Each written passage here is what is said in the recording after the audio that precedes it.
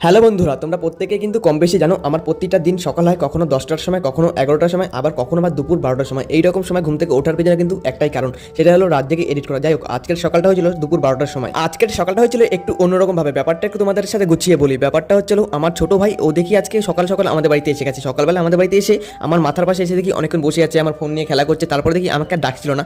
তারপরে দেখি হঠাৎ আমাকে ডাকাটাকি এমন শুরু করলো, আমি কিন্তু একদম ঘুম থেকে উঠেই গেছি। ফ্রেশ হয়ে আমি যখন এই ঘরে আসলাম তখন আমাকে দেখে হাসছে, আর যখন দেখলো আমার ক্যামেরা অন আছে তখন দেখো বন্ধুরা তোমাদেরকে আবার হাই দেখাচ্ছে। আমি আর আমার একটা বন্ধু বাইকে করে রওনা দিলাম ওর মাসির বাড়িতে যাওয়ার জন্য। ব্যাপারটা হচ্ছিল, আমি বাড়িতে শুয়ে শুয়ে ভাইয়ের সাথে খেলছিলাম, আর তখন ও আমাকে ফোন করে বলছে, ভাই আমি একটা মাসির বাড়িতে যাবো, তুই কি আমার সাথে যাবি?